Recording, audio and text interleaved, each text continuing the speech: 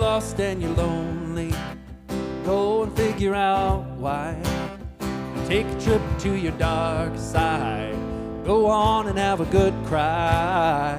'Cause we're all lonely, yeah, we're all lonely together. I want to see your sadness, I want to share your sins, I want to bleed your blood, and I want to be let in. Don't we all just want to be together?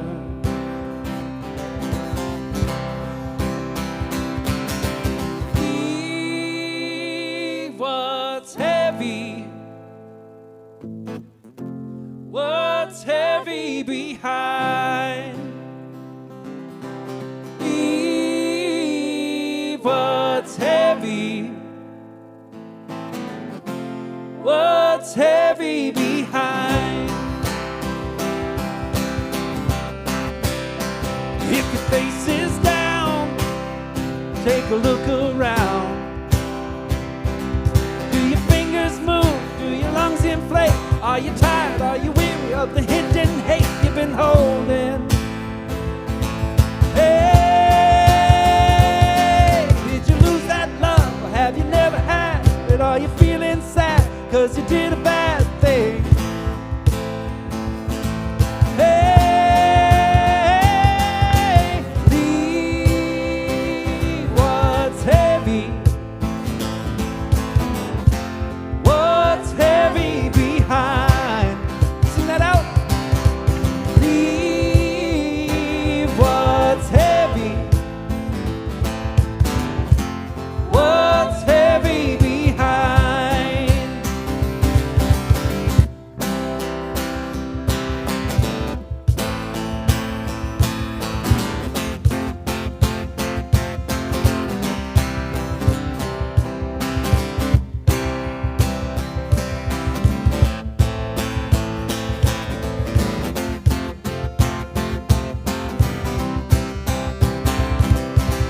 Are you feeling fearful, brother? Are you feeling fearful, sister?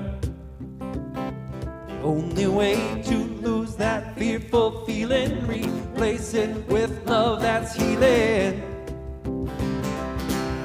Are you feeling fearful, brother? Are you feeling fearful, sister? Leave what's heavy, what's heavy behind. Leave what's heavy, what's heavy behind. Sing it out, here we go. Leave what's heavy, what's heavy behind. Leave what's heavy, what's heavy behind.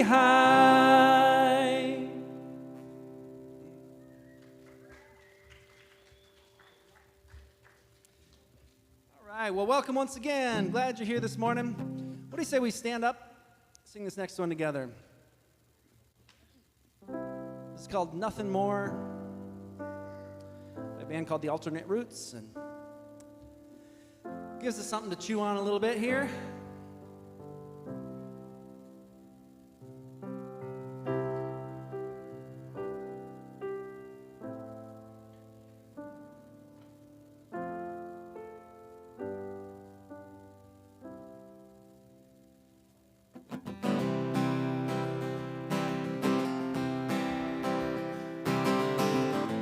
To be humble, to be kind,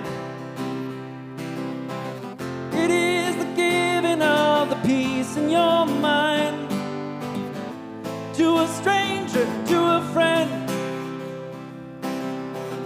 to give in such a way that has no end. We are love, we are one, we are how we treat each other when the day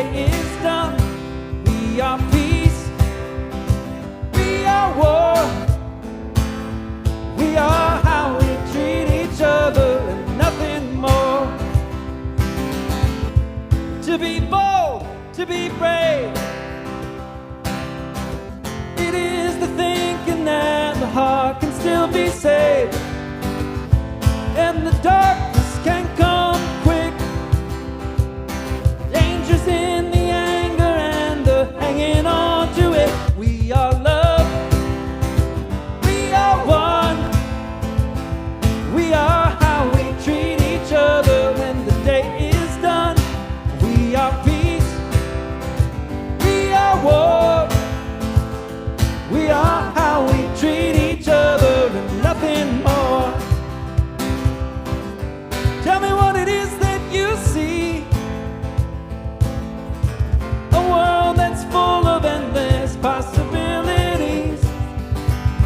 Heroes don't look like they used to. They look like you do.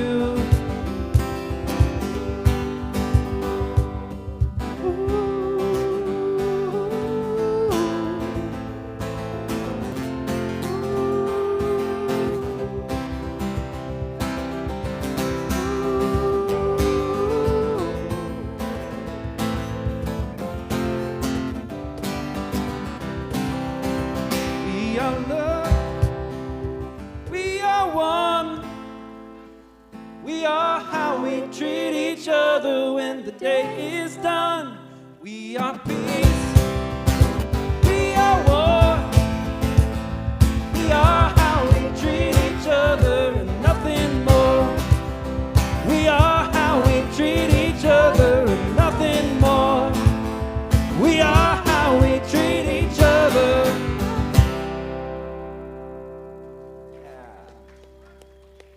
All right, go ahead and have a seat, please, if you would. Well, first things first, we got a bunch of kids over here excited to go back into the wild. And so if you are planning on that this morning, kids, you can head on back with all those happy little critters. Are you lost? What's up? High five? Cool. Well, you can feel the energy, right? Can you feel it? You just about taste it. Oh, well, once again,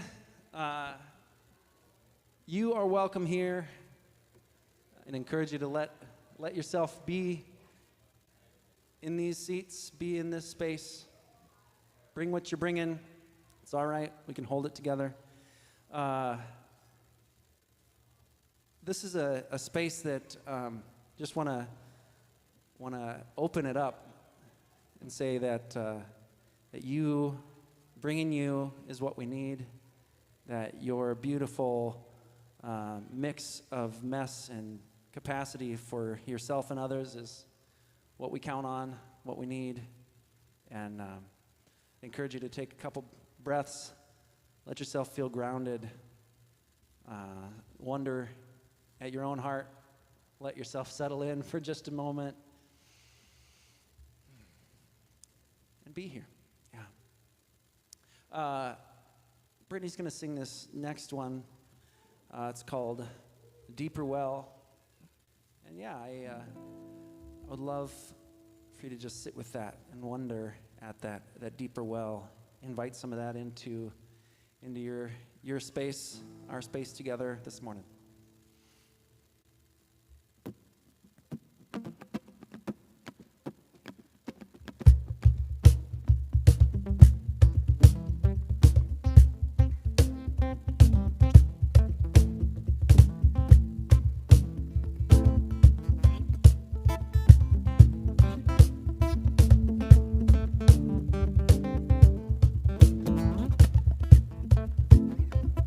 Sunburned heart, it burned my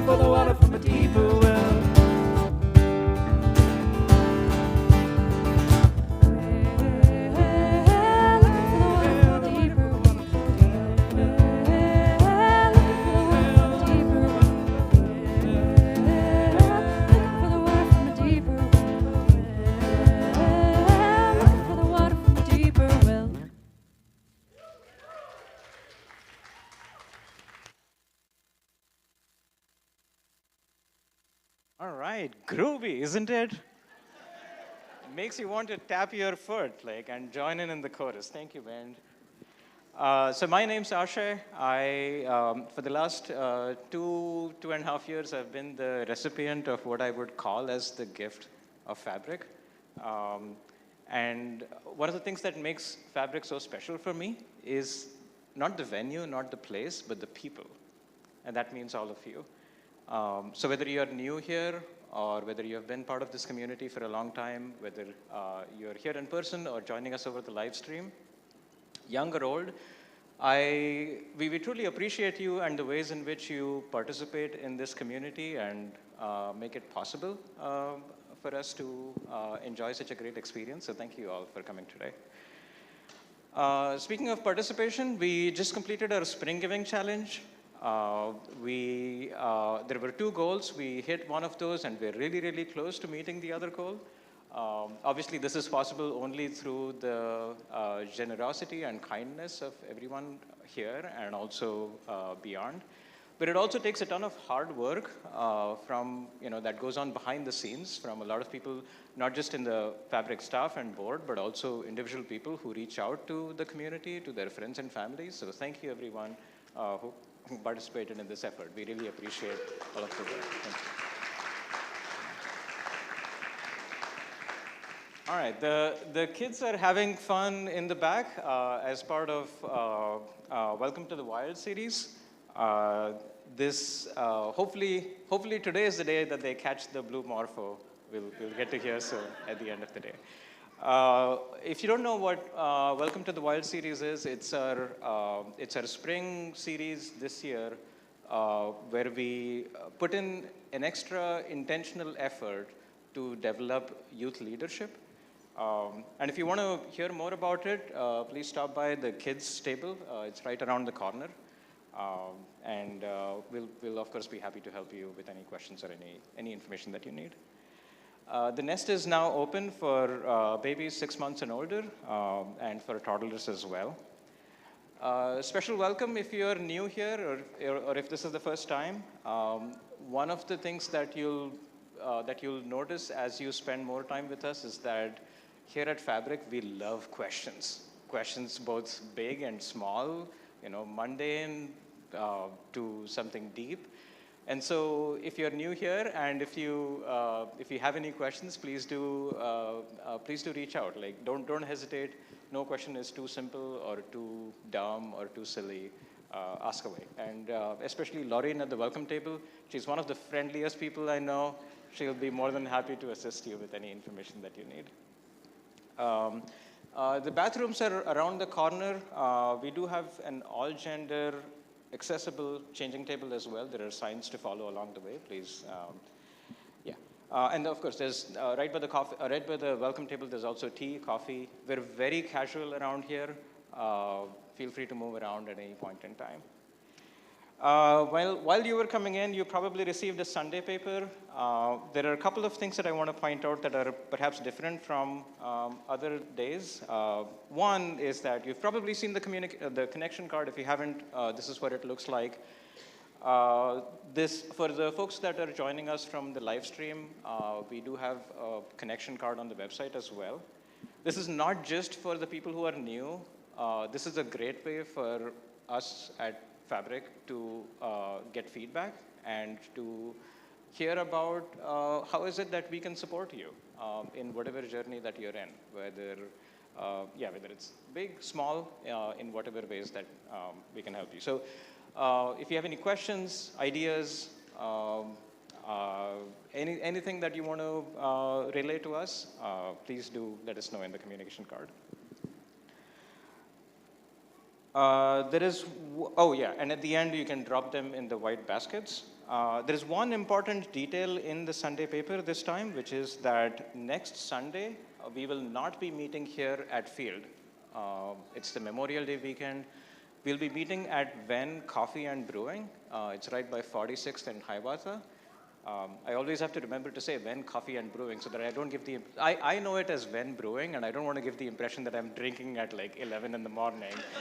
So But yeah, so please do meet up over there. It's a great way to slow down and catch up. And trust me, whether you're an introvert or a chatterbox, you'll find your tribe there. And we really look forward to seeing you over there.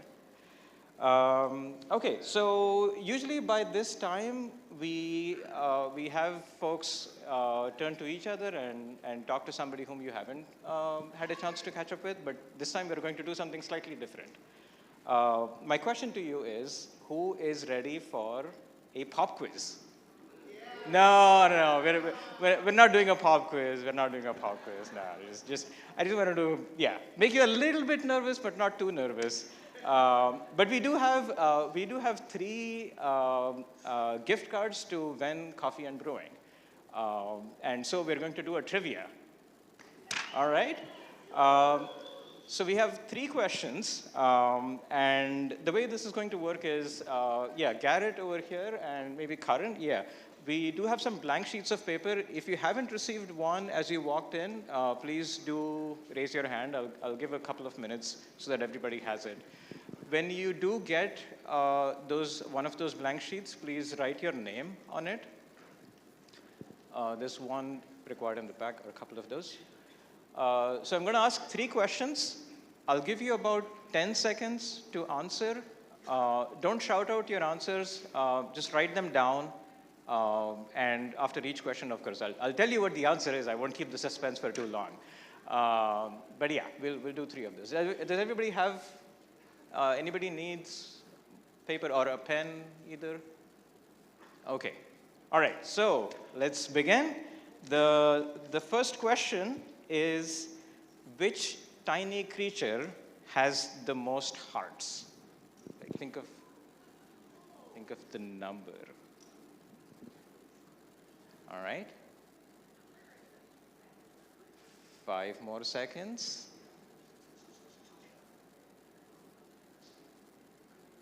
Okay. Pencils down. Okay. Do we have any answers? Does anyone know what the answer is? Catherine? A blue morpho? No. No. Yeah. All right. Anybody? The earthworm, yes, ding, ding, ding, you got it right, okay. All right, so the earthworm is the right answer. Let's go to the second question. Honestly, these questions are hard. Like, when I looked at it, I was like, I am not winning the gift card, yeah.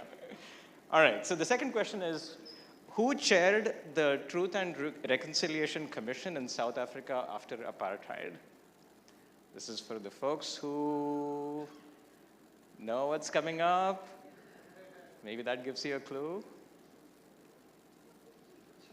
All right. Okay. Anyone know the answer? Go ahead. Nelson Mandela? No. No. Desmond Tutu, yes. Yeah, yeah. Thank you. All right. So that's 2 questions. All right. Ready for the last one? This is your chance. Okay. The third question, the hardest probably. In which language does Venn mean friend? Dun, dun, dun. All right. Make your best guess, and we'll... hold on. Yeah. Finnish? No. Not Italian? No. Yeah. Not Dutch. Swedish? Are we going to name all the languages now? Yeah. Wait. Yeah, I heard it. Norwegian, yes. Yeah. That is the right answer. Okay. So at this point, who has all 3 of those? Tessa? Matt? Okay.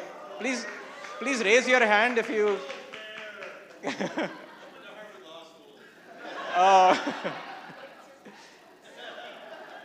Okay, so if you got all 3, please raise your hand so that we can bring. We have 3. Well, so hold on. So if you got all 3 correct, and of course you have 3 gift cards. So if there are fewer than 3 people who got all 3 right, you're the winner. But we. Okay. Okay. All right. Okay, so So let's do this. How many folks got 2 out of 3 correct? Okay, good. We have a few people in contention. Okay, so for the folks who got 2 out of 3 correct, can you drop your sheets in the baskets that Karan and Melissa are passing around? And we'll do a lucky draw.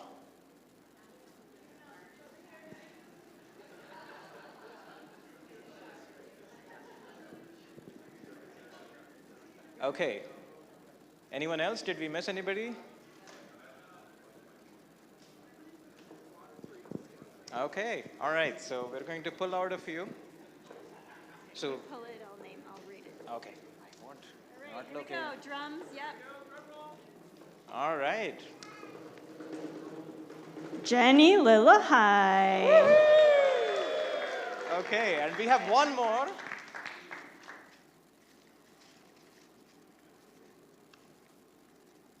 Casey Husinga. All right. Hey. Woo, thank you, Ashay. Yeah. Great job. Congratulations to everybody. Yeah. And remember, next week we're not meeting here. We're meeting at the Ven Brewing, Ven Coffee and Brewing place.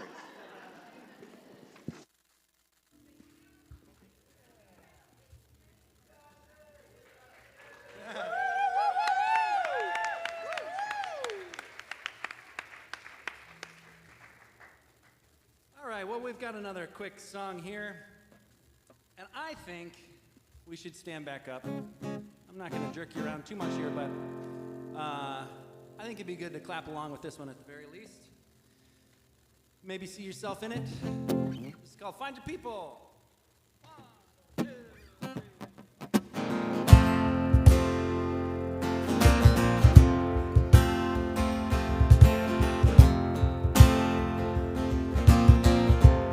Goes here, right? Yeah, that's where it is.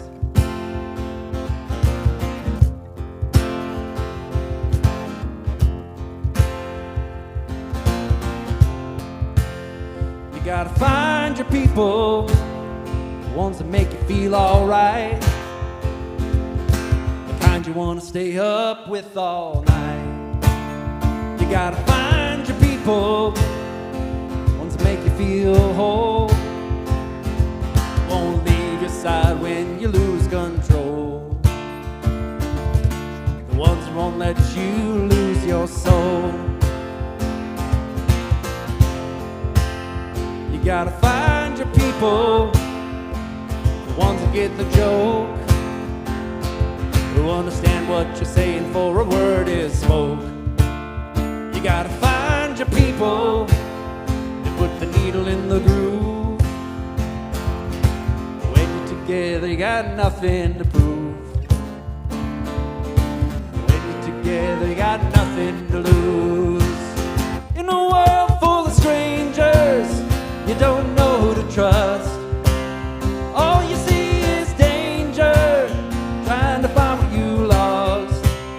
You can't go it alone, everybody needs help. You gotta find your people, then you find yourself. You gotta find your people that'll call your bluff, who'll ride along when the road is rough. You gotta find your people, make you feel equal. They pick you up and don't put you down, help you find your way in the lost and found. In a world full of strangers, you don't know who to trust. All you see is danger, trying to find what you lost. You can't go it alone, everybody needs help. You gotta find your people, then you find yourself.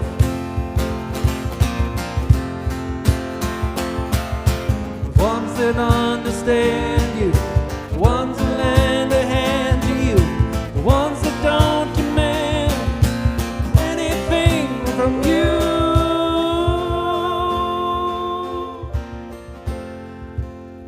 You gotta find your people, the ones that make you feel alright, tell you the truth and wish you well. You You gotta find your people, then you find yourself.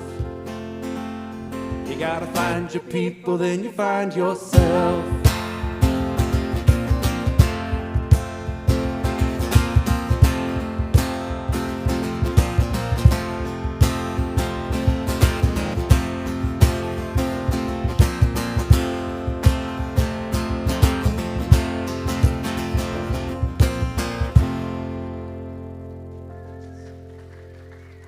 Yeah, thanks. Have a seat, if you would, please.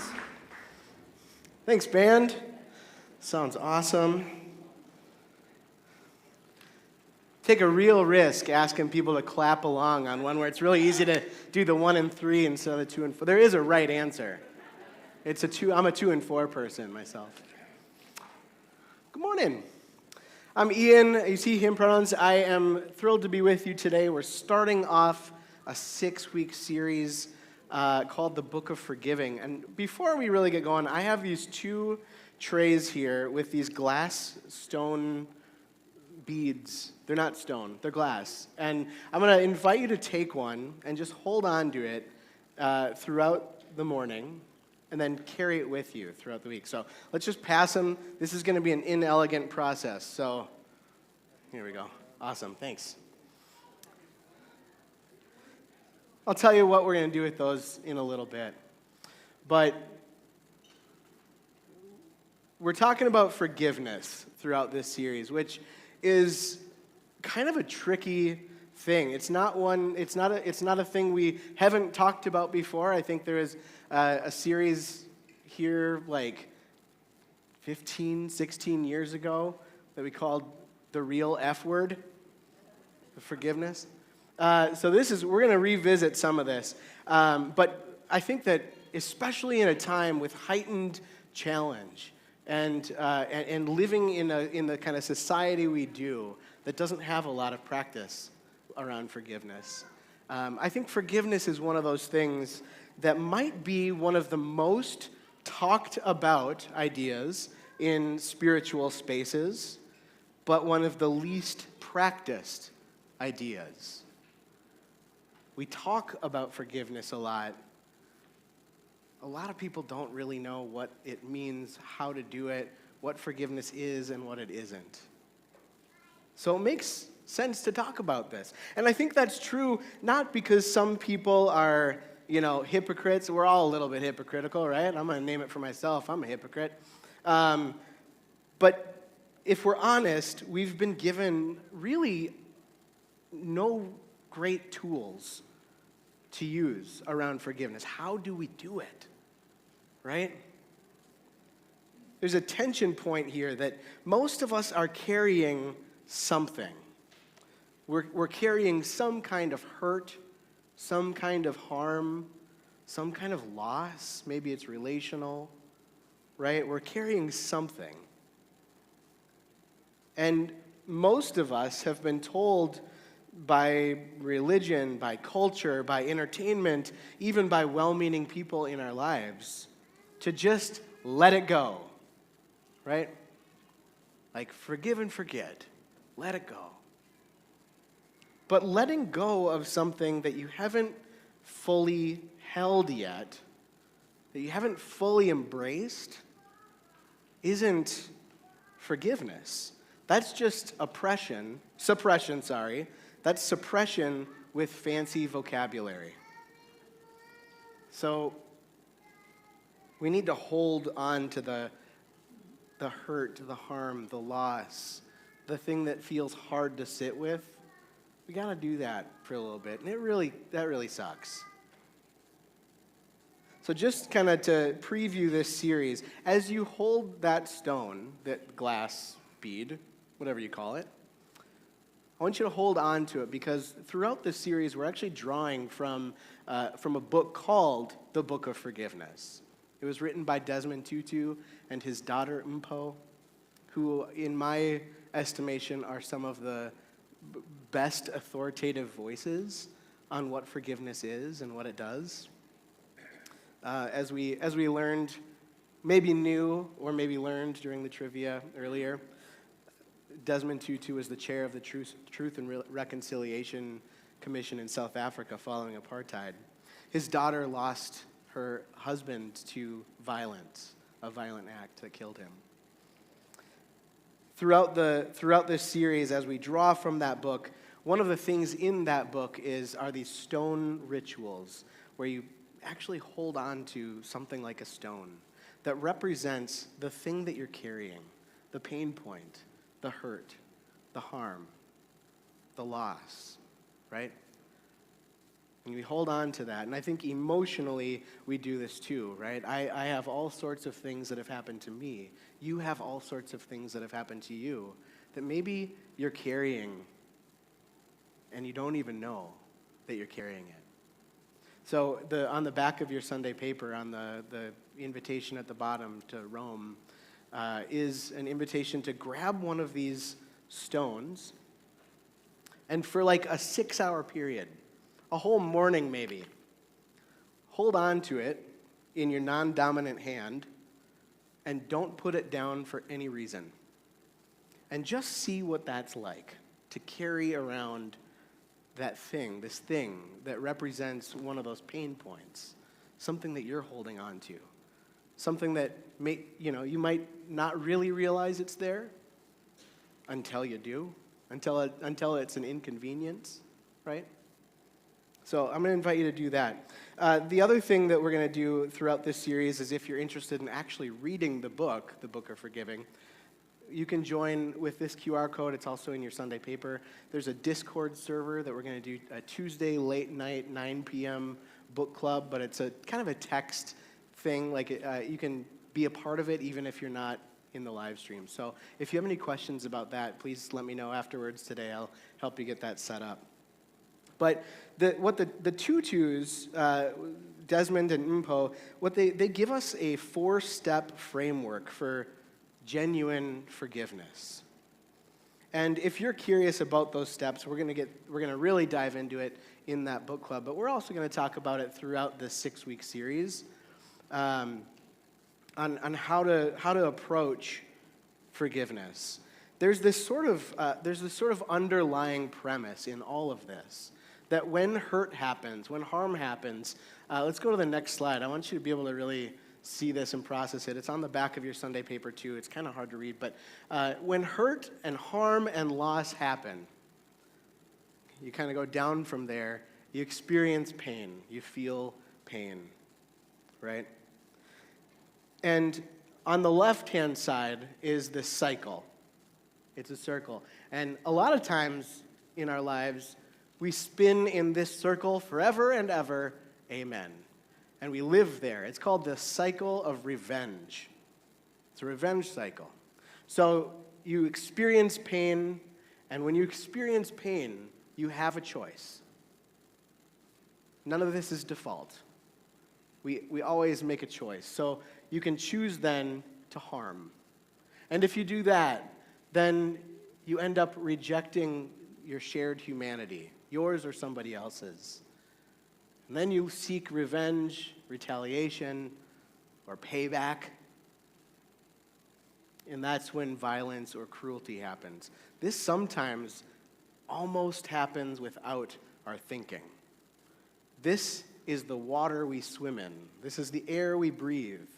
This is our justice system, right? In a lot of ways, this is how our justice system works. Kind of punishment and almost revenge.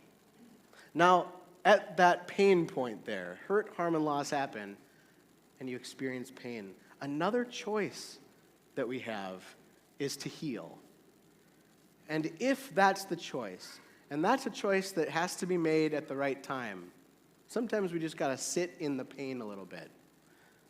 But if the choice is to heal, then what Desmond and Mpo Tutu have given for us and have practiced in post-apartheid South Africa is the forgiveness.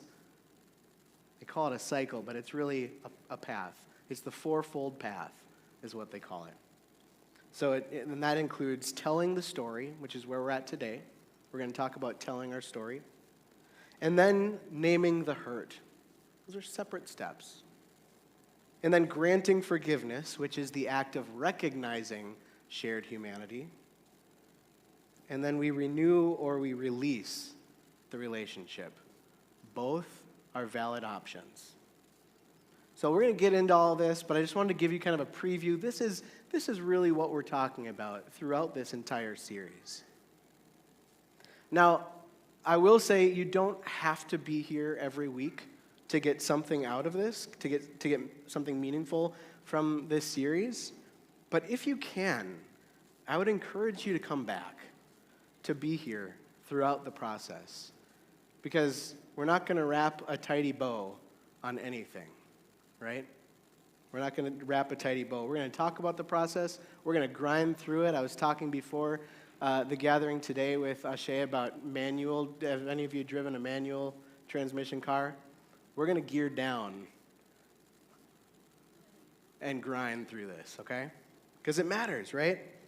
So the task that it really is worth doing slowly. And what we're doing today is just talking about telling the story. It's both simple and incredibly challenging to tell the story, to take this stone that you're holding that represents something that happened to you, a loss that happened to you, a hurt, a harm, and to not just hide it, right, and let it ferment somewhere, but to hold it out and tell about it, right? Before we can forgive anything, we have to give ourselves space to be honest with ourselves and with others about what actually happened. So this is where we're at today.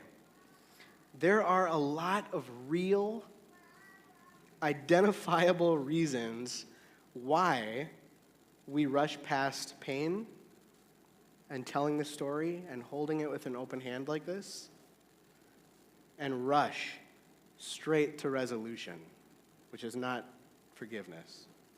There's a lot of reasons why we do this. Some of our work today as we launch this series is just to be honest about why we skip the hard part and jump right to what we often call forgiveness, but is just a false peace, a false resolution. For a lot of people, you might have experienced something like religious pressure.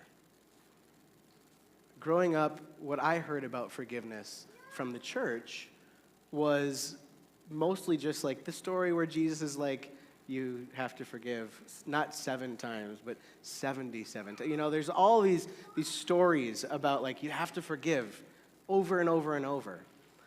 But what we forget is that the Bible was written in a particular context that had maybe a better understanding of how to forgive.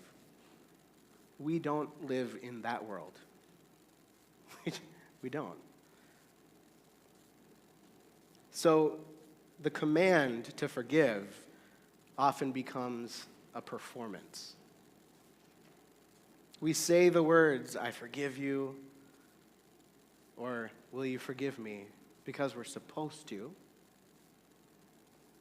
but not because anything in us has actually shifted, not because forgiveness has actually happened. So forgiveness, as we talk about it, forgiveness is a practice and a choice, not just a feeling and not a performance.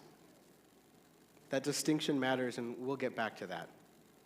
Maybe another reason that we skip past the hard part is a culture that is kind of dead set on this sort of toxic positivity, like good vibes only, man. It's, you know, I'm not going to bring the hurt, right? I don't want to be a burden on somebody else, right? That kind of thing. In our culture, we, like American culture in particular, we are deeply allergic to pain, to sitting in the puddle of pain and hurt. Gosh, we're bad at it, right? I'm bad at it. I don't want to sit in that. We celebrate, we pathologize grief. We celebrate resilience in ways that quietly shame people who are hurting, who are sitting with real hurt. We spiritually bypass using these ideas like good vibes. Maybe we move past the hard part because we're protecting ourselves from further abuse or harm. This is very real and deserves some weight. Like, we don't want to rock the boat. We don't want to further upset the person or the system that hurt us. We don't want to have a target on our back for additional pain when we're already hurting. Often the pressure to just forgive comes from the person or the institution that has done the harm, right? The church tells the abuse survivor to forgive the abuser. Mpo Tutu writes that the idea of forgetting, the family tells a wounded child not to make a scene. This forgiveness, weaponized, hurts further. We'll name that plainly throughout the series too. And then finally, there's a cultural myth of forgive and forget, right? And the Tutus address this directly, like, you can't actually forget, and you shouldn't be expected to. Mpo Tutu writes that the idea of forgetting is not only impossible, it's actually counterproductive. Memory is a part of how we protect ourselves and stay honest. So what happens when we skip to the end, right? The thing that we often find ourselves doing when we talk about forgiveness, we're just sort of skipping over the hard process. We don't actually move past the hurt when we skip the hard stuff. We don't move past the hurt. We don't metabolize it. We just move the pain underground. We stuff it in. Resentment happens. Shame happens. Something that sits in us and ferments. The Tutus describe this as the fourfold path that we're on. And the first step is not resolution. The first step is telling the story. And you can't skip each of these steps. So, what they say in their text is that the first and the most important step on the fourfold path is to tell your story. Notice they didn't say, resolve it. Tell it. Why does this matter psychologically? There is substantial research that shows that like in narrative therapy and trauma-informed psychology both support the idea that giving language to an experience is not just cathartic, it's neurologically significant. When we name something, we move it from our body's alarm system into the part of the brain that can actually process it. Like there's neurological evidence for this. We say something, and it moves from this reactive body state into the part of the brain that can process it. But there's a crucial distinction that the Tutus make here as you tell your story, right? It's worth sitting with this, that ruminating on a story, so just the broken record, ruminating on a story and telling it are not the same thing. Rumination is the loop. It's the broken record. It's the cycle of stuckness where we can't kind of get past. It's replaying the scene. It's re-feeling the wound. It's rehearsing what you should have said. It keeps us stuck in a cycle that actually reinforces the pain. It keeps us in the pain rather than processing it. Ruminating is that broken record. It's the old tape in the VCR that's just stuck in there, and it's all you can play. Just hit rewind, play. Hit rewind, play. Over and over. Telling the story is different. Telling a story has shape, right? There's a beginning, there's a middle, and at least a provincial end. a provisional end. And in storytelling, there's two characters in a storytelling experience. There's the person telling the story, and what's the other person? The listener, right? Storytelling isn't storytelling without somebody there to witness it.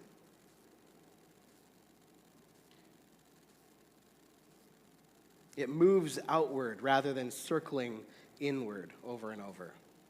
Research on expressive writing shows that people who write about difficult experiences in their life in a structured way like that, beginning, middle, provisional end, maybe even a desired end, often have measurable improvements in psychological and even physical health. The Tutus frame this in deeply human terms. What they said is that when we tell our stories, we reclaim our humanity. The act of speaking what was done to us out loud to a witness, to an audience, a trusted audience, rather than simply absorbing what happened to us, is how we refuse to let the wound become our entire identity. So as we think perhaps about our own experiences of hurt, of harm, of loss, it's worth asking, what kind of story are we telling? There's a spectrum of harm that's worth naming, honestly, in this, that some of what we carry in our lives as we think about this glass bead, the stone, whatever we have, is hurt, right? There's disappointment, and there's unmet expectations and misunderstanding and relational friction. It's real, it's worth naming, but it's maybe not requiring the full weight of the forgiveness process. Some of what we carry, on the other hand, is wrong, right? Now, right and wrong are difficult terms. It creates a false binary, but injustice that happens to us, like we have been deeply wronged by somebody, intentionally or not. A betrayal, an act of violence, a sustained pattern of harm, an abuse of power, that's different. And treating it as the same as ordinary hurt can minimize something that deserves to be named for what it is, that deep, deep wrong. The Tutus don't minimize harm. Mpho Tutu, she lost her husband to a violent crime. Desmond Tutu spent his life in proximity to atrocity. This framework was forged in the context of apartheid, of genocide, and profound injustice. It's not a self-help framework for minor inconveniences. It takes the weight of real wrong seriously. Part of telling your story is being honest with yourself and with another about what actually happened without inflating it or minimizing it. Precision in our storytelling, with that deep honesty. Precision in our storytelling is an act of dignity.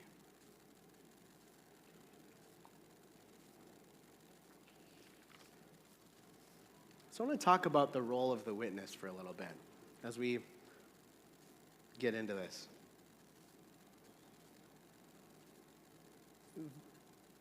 This process, this fourfold path, forgiveness, is not a solo process. Telling the story almost always requires someone to tell it to.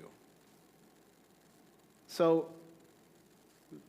there is a question about who makes for a good witness, for a good audience to a story. Right? Like, we don't want to tell our story to someone who's going to go into fix-it mode right away. That's not what we need as we heal. Not somebody who jumps into advice or silver linings or, well, the good thing is, or, well, have you thought about their perspective, right? When you tell your story and somebody says that to you, that shuts down the conversation right away.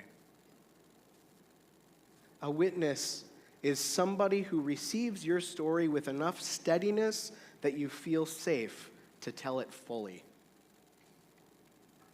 I'm part of a group of men that meet regularly to talk about like power and privilege and recovery, almost like from an addiction recovery lens, like power and privilege. How do we get through this? Treating it sort of like an addiction. And in our group, we actually involve 3 people.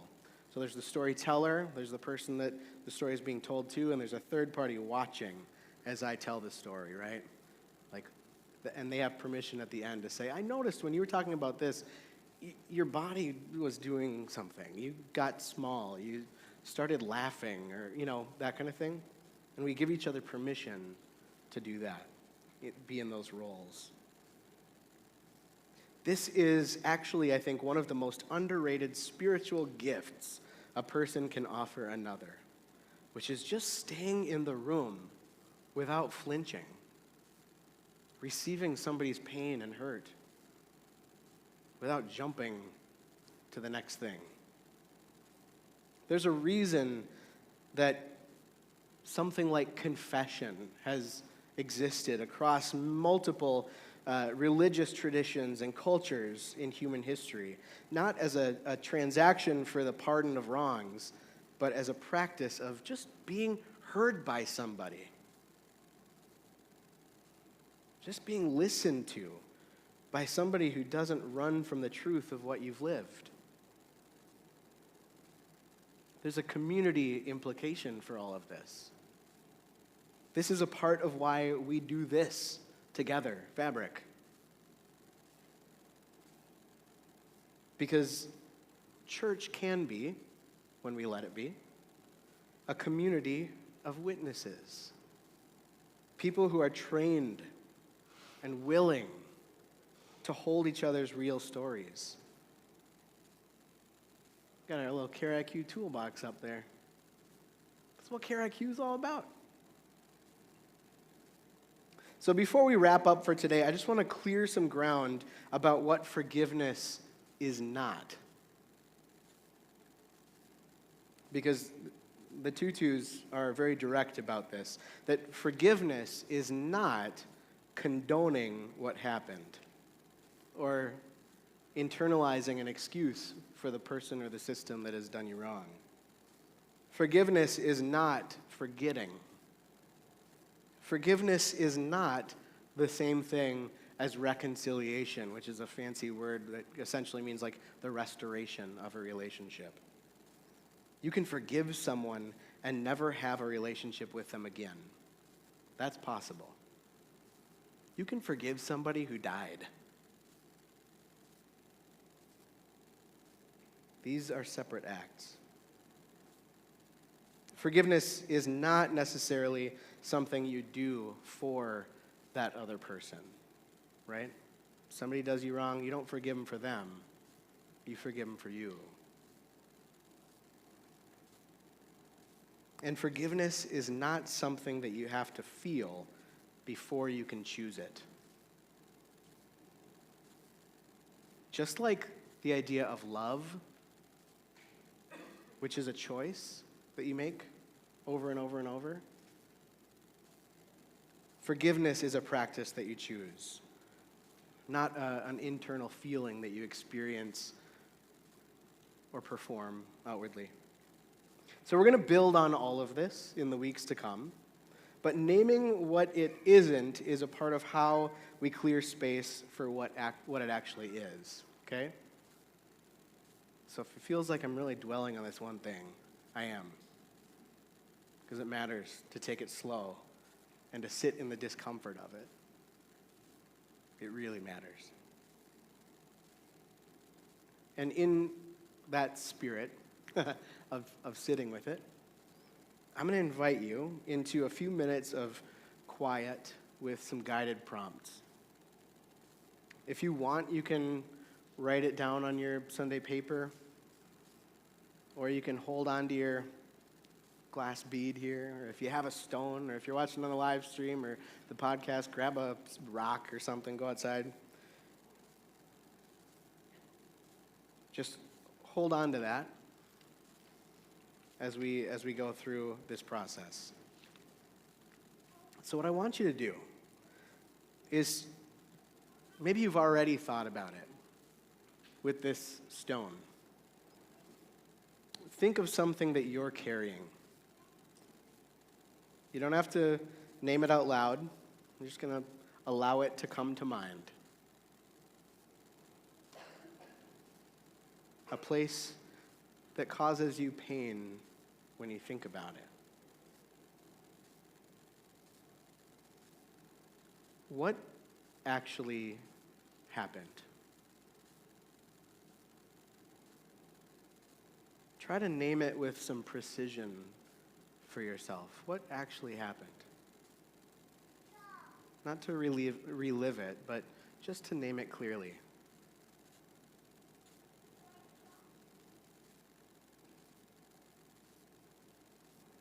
As you think about that thing you're carrying, what did it cost you?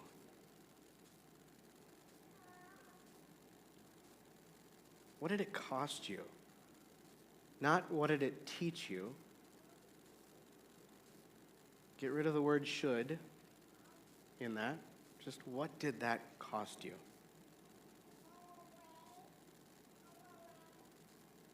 Is there a word that you can think of for what was done? A single word, maybe betrayal, abandonment, injustice, violence, neglect. If you can give it a word, try it.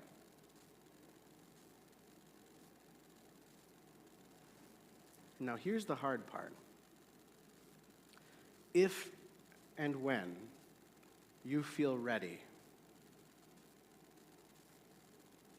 in the coming days or weeks, think about who you're ready to tell it to invite a witness in to receive that.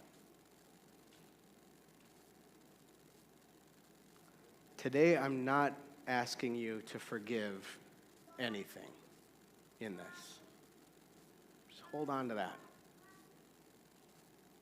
I'm just asking you to be honest about what you're carrying. That's it. That's enough work for today. That's hard work. That takes a lot of courage to just name what happened.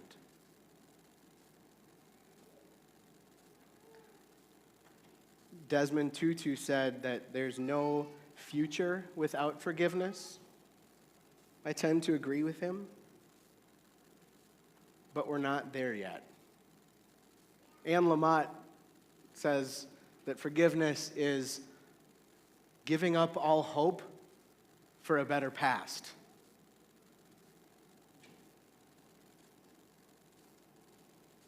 That's where we're going. Today, we're just naming the yuck of it all. And naming that telling our story is in itself a critical first step to our healing. That takes good courage. Give yourself a pat on the back, or if you need to wiggle, or whatever you need. Good work. Next week, we're not getting into the second step of the fourfold path. We're going to actually sit with this for a while. It's worth sitting with this slowly. It's why I want you to have a physical thing. I want you to carry it. I want you to put it somewhere that you'll see it and it'll pester you. Right? Next week, we're going to be at Venn Coffee and Brewing. Got the coffee in there? We're going to spend some slow social time in conversation with community because, as we named, what we can be for one another is a community of witnesses to one another, for one another. All right? I think that's enough for today.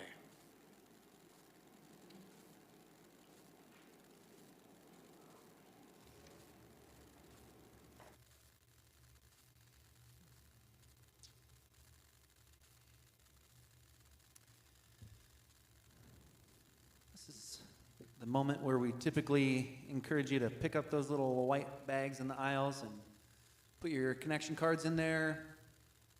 And it's one of many opportunities of supporting this community. And so I'll say thank you for all the ways that you do that, even if it is your presence, because that is real and as tangible as anything else. Let's see. How about a little reminder here? This is from the Avett Brothers, and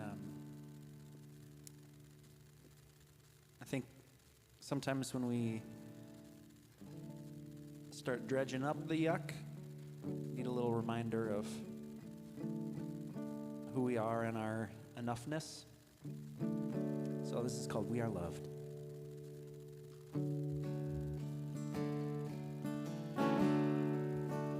Whether we speak up or we are silent, if we are willing or we are done, if we're courageous or we are cowards, we may be burdened, but we are loved. Whether we stay true and do for another,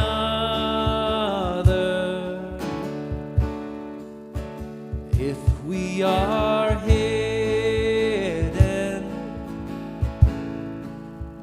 or we're discovered, if we're forgiven or we're forgotten,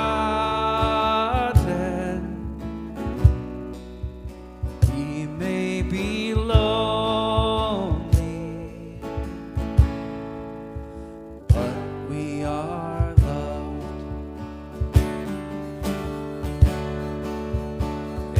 Every stitch and seam, every wish and dream, even in tragedy,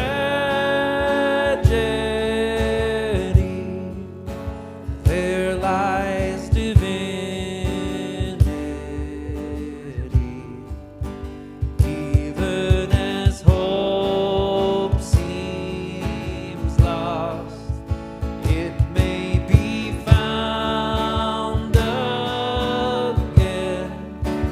I have found the Lord, but I have never been.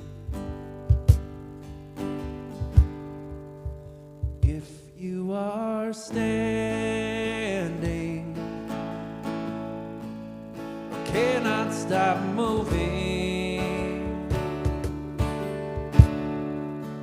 whether you're haunted or cannot remember,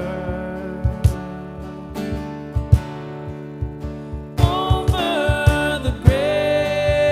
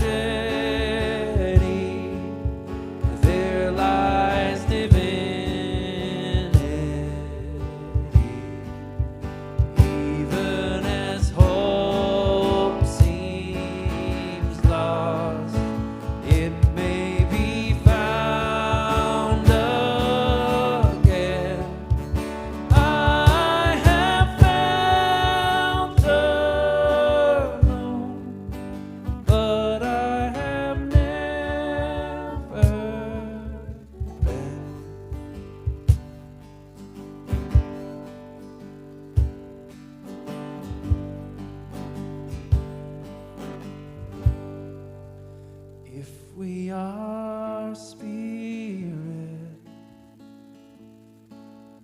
or we are human,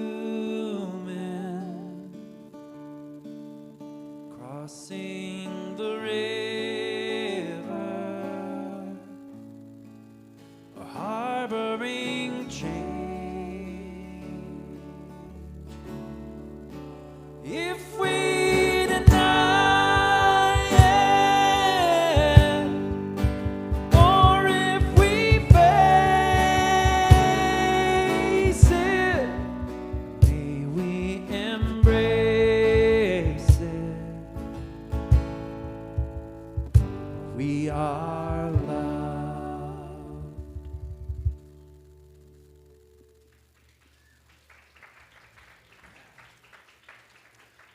All right, now let's welcome the kids up here. Woo!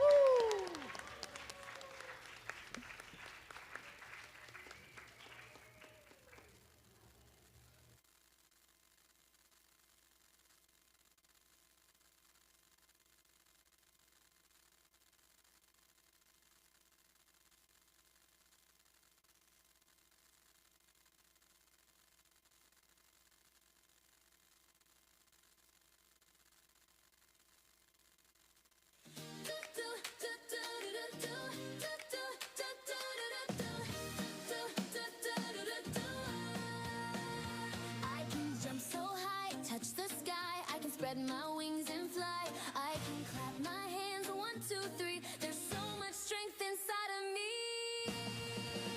I can do big things, yes I can. I'm a brave and mighty little one.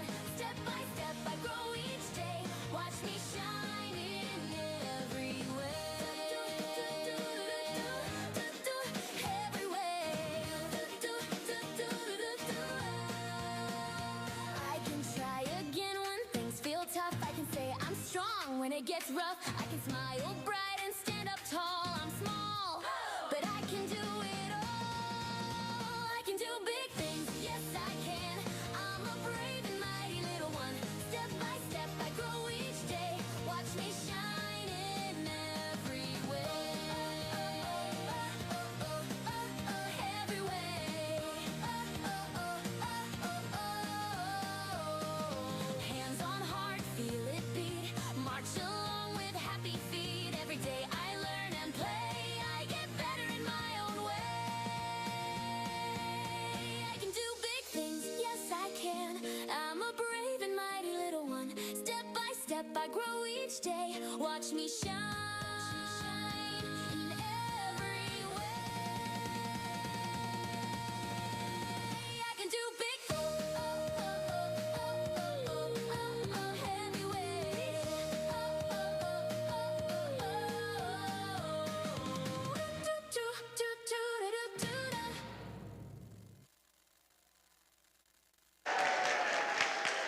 Yay! Okay, kids, let's go sit by the weaving wall for a second. Let's go sit down. Okay, we're still keeping your children for just one more minute. We're not going to send them back to you quite yet. Thank you for enjoying our fun song with us. This has been the most fun last 6 weeks of Welcome to the Wild. Come on, Lydia, let's go. Heidi. All right. Della, first, I better just do a high five because, woo, we made it to the end of the wild. It really has been so much fun. We, of course, followed the exploits and exploration of Dr. Flutterby as she tried to find the elusive blue morpho. We really learned and discovered about some amazing tiny creatures in our world that do really mighty things and inspired us maybe to do that too. And all along the way, we did fun things like run through the dung ball course, and we made mini fish tanks that were very delicious. We put on our archaeological hats and dug for some amazing bugs and creatures. And we were pretty creative, and we made our own ant colonies, right? What I miss? Bee houses. Oh, yeah, bee houses. And we made some bee houses so that we could help our pollinator friends. all so much fun and really amazing space for kids to start to think about how they can do big and mighty things in this world too. But that is not really the reason why we strap a paintbrush on Della and say, quick, make us a jungle, or any of the behind-the-scenes stuff we do. We do these finale series because we want to give space to our youth to practice and to grow as leaders. And that is why we do all this. And if you have a pink shirt, sort of wave your hands. Yep, these are our fourth, yeah. These are our 4th and 5th graders, and they practiced and prepared each week so that they would have the courage to stand up in front of their peers, and you, and lead our songs each week. You guys did an amazing job. Good job. And if you have a shirt that's colorful but not purple, raise your hands, and yeah, all you guys. Those are middle schoolers, and they learned what it was like to lead a small group of younger kids. And they don't really know this yet. You guys don't know this, but what you did all these 6 weeks was you started to build relationships with these younger kids. And that helps them to have a sense of belonging and to feel like they're part of something bigger. And believe me, when they grow up to be a grown adult, they're going to remember that. Yeah, so great job, you guys. And then we have our purple shirts, which are our older middle schoolers and high schoolers, and they were our station leaders. And each week, they showed up with energy and enthusiasm. You guys became experts at communicating and giving instructions, and you help kids to connect the fun part of what we do with the bigger idea. So great job, amazing work. And all of that is fabulous. But I think one of the things that is really important about this leadership opportunity is helping kids and youth have experiences where they can be leading and deeply woven in three-stranded ways, because I will say that I think our world needs leaders like that. So great job. Thank you. So, in honor of all that leadership, you might have seen this before, our weaving wall. The weaving wall we use with fabric to mark important stuff, but also important stuff has such a broad definition. When I started with my role here at Fabric, I tied a knot on the weaving wall to kind of mark the beginning of that journey. And also, a couple months ago, I had a really tough week, and at the end of it, I tied a knot on the weaving wall, because that's important too. So, kids, you might recognize some strips on here from maybe a previous leadership opportunity, or maybe your family has taken a moment to tie a knot on the wall. I know there's stuff for our graduates on here, and we'll celebrate some more graduates in a couple weeks here. But we would like to invite our song leaders and our middle school leaders and our station leaders to come tie a piece of their leadership t-shirt onto the wall if they want to kind of mark this journey that they've completed as leaders with Fabric. And then Heidi also has a little thank you thing for you too. So make sure you grab that after you've tied your knot. I'm going to hold this bucket for you so you can grab your things. And yeah, that's all we've got about Welcome to the Wild. Thank you for your dedication and bringing your kids every week. Ian, do you have more to say about this ending? Well, I would just, thank you to all the kids and the leaders, and to Heidi and Della for their leadership too. Thank you for being here. And we'll see you next week at Venn. And I think that's all we need to do for today. Thanks for being here, everybody. Yeah.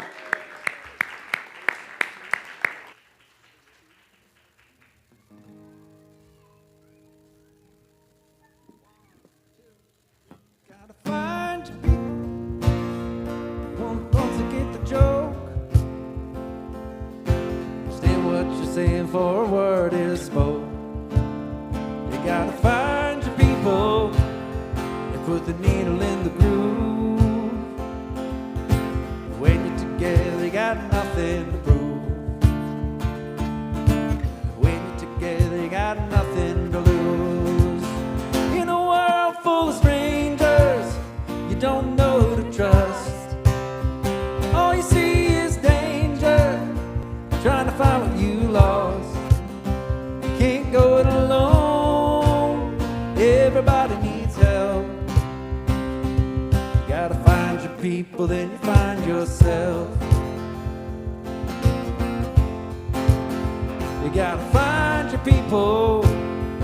that'll call your bluff, who'll ride along when the road is rough.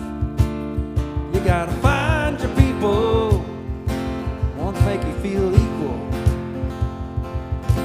pick you up and don't put you down, help you find your way in the lost and found. In a world full of strangers, you don't know who to trust. All you see is danger, trying to find what you lost. You can't go it alone, everybody needs help. You gotta find your people, then you find yourself.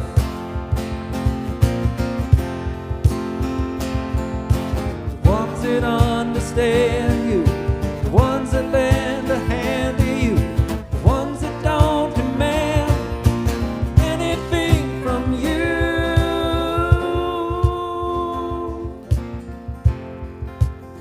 You gotta find your people, the ones that make you feel alright, tell you the truth and wish you well. You gotta find your people, then you find yourself. You gotta find your people, then you find yourself.